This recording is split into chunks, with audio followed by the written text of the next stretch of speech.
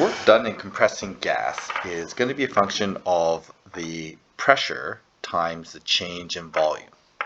So we have the PV function as 1000 over V, and V is the volume in cubic inches. And we want to show the work done in compressing gas from 20 cubic inches to 2 cubic inches. So we're going to integrate this so we end up with the work, or the change in work, is going to be equal to the integral from 20 to 2 of 1000 over V times dV. So we can integrate this. We end up with log, or 1000, log V, and we're going to evaluate that from 20 to 2. Plugging this in, we end up with 1000 times log of 2 minus log 20. We can express this as 1000 log of 2 over 20, or I can simplify that to 1/10. Okay, so then working this out, I get 1000 times log of 0.1,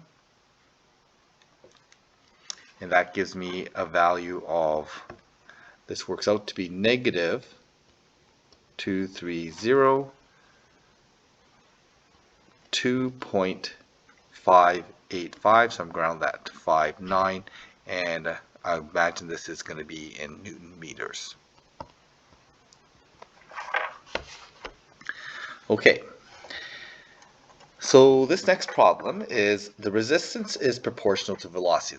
This is an air resistance problem where the resistance is proportional to how fast you're going. So if you are going much faster, you're going to have much more air resistance.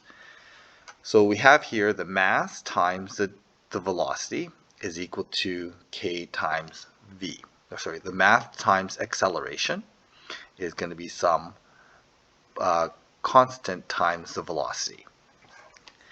So the v naught is initial velocity. We want to determine the equation for v. So we need to solve this differential equation.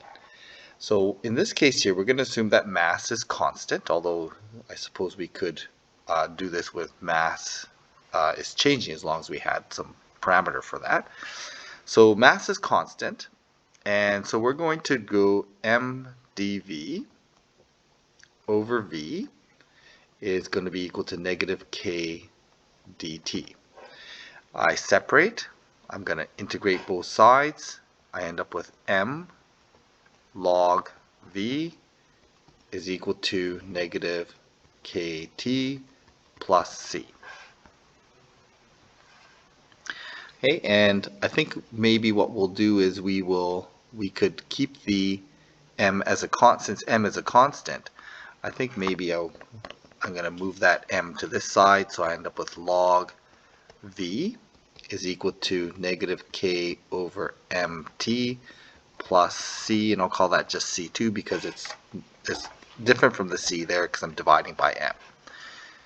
Solving for the velocity, I'm going to end up with v is equal to e to the negative k over mt plus c, and then I know that this is going to be equal to e to the c times e to the negative k over mt, and the c2 is the e to the c2 is going to be our initial velocity. So when t is equal to 0, this expression here would just be equal to 1.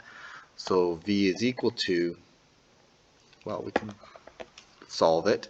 We end up with e to the c2 is equal to v naught, the initial velocity, and so we can rewrite this equation as v as a function of time is equal to the initial velocity times e to the negative